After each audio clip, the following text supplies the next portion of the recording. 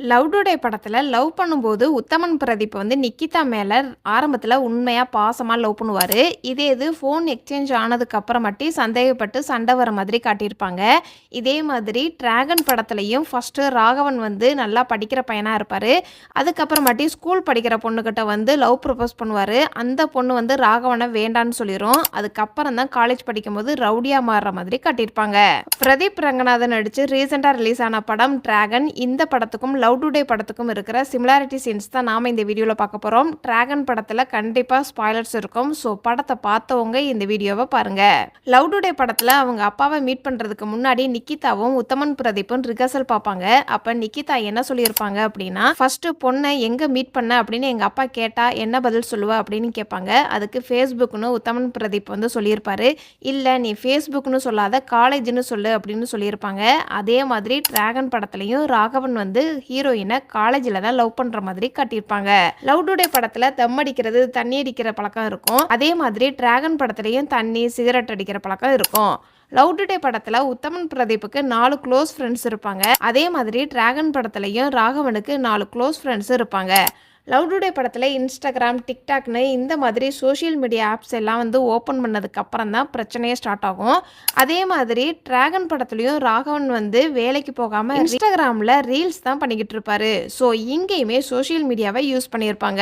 Love today படத்தில் நிக்கிதாவுடைய அப்பா தான் வந்து உத்தமன் பிரதீப் வந்து நல்லவனா கெட்டவனான்னு செக் பண்ணுறதுக்கு மொபைலை எக்ஸ்சேஞ்ச் பண்ணி செக் வைப்பார். அதனால உத்தமன் பிரதீப்னால மேரேஜ்னு அடுத்த கட்டத்துக்கு நகர முடியாமல் போயிடும். அதே மாதிரி டிராகன் படத்துலையும் ராகவன் வந்து திரும்ப அரியர்ஸ் எல்லாம் கிளியர் பண்ணாதான் ஆஃபீஸில் இருக்க முடியும், வசதியான பொண்ணையும் கல்யாணம் பண்ண முடியும் அப்படின்னு சொல்லி பிரின்சிபல் வந்து செக் வைப்பாரு. லவ் டுடே படத்தில் மொபைல் வந்து எக்ஸ்சேஞ்ச் பண்ணதுக்கப்புறம் உத்தமன் பிரதீப் வந்து ரீசெண்டான மெசேஜ்லாம் படிக்க மாட்டார். ஆரம்பத்தில் இருந்து தான் மெசேஜ் படிக்கிற மாதிரி காட்டியிருப்பாங்க. அதே மாதிரி டிராகன் படத்துலையும் ராகவன் வந்து என்னதான் ஒரு வசதி வாய்ப்பாக வந்தாலும் பிரின்சிபல் வந்து ஒரு செக் வச்சதுக்கப்புறம் திரும்ப காலேஜ் போர்ஷன்லேருந்து தான் வர மாதிரி காட்டியிருப்பாங்க. லவ் டுடே படத்தில் ஃபஸ்ட்டு சாங்கில் வந்து சாண்டி மாஸ்டர் வந்து கேமியோ ரோலில் ப்ளே பண்ணியிருப்பாரு. அதே மாதிரி திரும்ப காலேஜ் போர்ஷனுக்கு வந்ததுக்கப்புறம் ஒரு சாங் வரும். அதில் சாண்டி மாஸ்டர் வந்து கேமியோ ரோல் ப்ளே பண்ணியிருப்பாரு. லவ் டுடே படத்தில் ஃபோட்டோஸை வந்து தப்பாக எடிட் பண்ணதுனால தான் வந்து போலீஸ் வந்து அக்யூஸ்டை அரெஸ்ட் பண்ணி கூட்டிகிட்டு போகிற மாதிரி டிவியில் நியூஸில் காட்டியிருப்பாங்க. அதே மாதிரி டிராகன் படத்துலையும் வந்து போலீஸ் அட்வொகேட் வந்து யூஸ் பண்ணதுனால போலீஸ் வந்து இங்கேயும் அக்யூஸ்டை அரெஸ்ட் பண்ணி கூட்டிகிட்டு போகிறத டிவியில் காட்டுவாங்க. லவ் டுடே படத்தில் நிக்கிதா வந்து உத்தமன் பிரதீப்போடைய ஃபோனை ஓப்பன் பண்ணி கேர்ள்ஸோடைய பேசின சேட் எல்லாத்தையும் பார்த்துருவாங்க. அப்போ நிக்கிதா வந்து உத்தமன் பிரதீப்பை திட்டுற மாதிரி காட்டியிருப்பாங்க. அப்போ உத்தமன் பிரதீப்னால நிக்கிதாவை சமாளிக்கவே முடியாமல் திணறுவார். அதே மாதிரி டிராகன் படத்துலையும் கிளைமேக்ஸ் போர்ஷனில் வந்து ராகவன் வந்து நான் பாம்பேல தான் இருக்கிறேன் அப்படின்னு போய் சொல்லியிருப்பாரு பல்லவி கிட்ட. அதனால பல்லவி வந்து பாம்பேக்கு வந்திருப்பாங்க. ஏர்போர்ட்டில் வச்சுக்கிட்டு என்னை கூட்டிகிட்டு போ, லொக்கேஷனை ஷேர் பண்ணு அப்படின்னு சொல்லி திட்டுவாங்க. அப்போ அங்கேயுமே ராகவனால் பதில் சொல்ல முடியாமல் திணறுவார். லவ் டுடே படத்தில் உத்தமன் பிரதீப்போடைய பாஸ்வேர்டு வந்து ஸ்லாண்டிங் 7 போட்டு வச்சுருப்பாரு.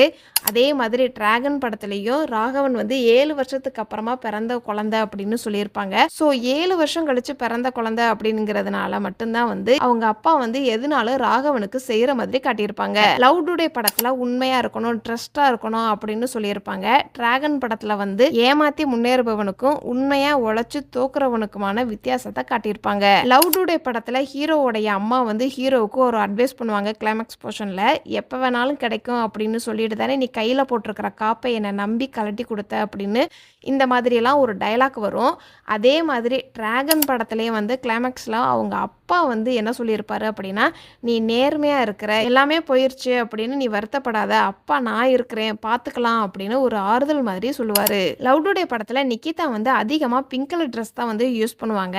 அதே மாதிரி டிராகன் படத்துலேயும் வந்து கிளைமேக்ஸ் போர்ஷனில் கீர்த்தியா வருவாங்க. இங்கேயுமே வந்து பிங்க் கலர் ட்ரெஸ் தான் போட்டு வர மாதிரி காட்டியிருப்பாங்க. அதே மாதிரி லவ் டுடே படத்தில் முடிக்கும்போது உத்தமன் பிரதீப் வந்து கண்ணை அடித்து தான் வந்து படமே முடியும். அதே மாதிரி தான் டிராகன் படத்துலேயும் கீர்த்தி வந்து கண்புருவத்தை தூக்குவாங்க. ராகவன் வந்து தலையாட்டுற மாதிரி படத்தை முடிச்சிருப்பாங்க. இதெல்லாம் லவ் டுடே படத்துக்கும் டிராகன் படத்துக்கும் உள்ள சின்ன சின்ன சிமிலாரிட்டி சீன்ஸு. இந்த மாதிரி படத்தோடைய mistakes video, hidden details video, similarity scenes வீடியோலாம் வேணும் அப்படின்னா நம்மளுடைய சேனலை மறக்காமல் சப்ஸ்கிரைப் பண்ணி பெல் ஐக்கானையும் கிளிக் பண்ணுங்கள்.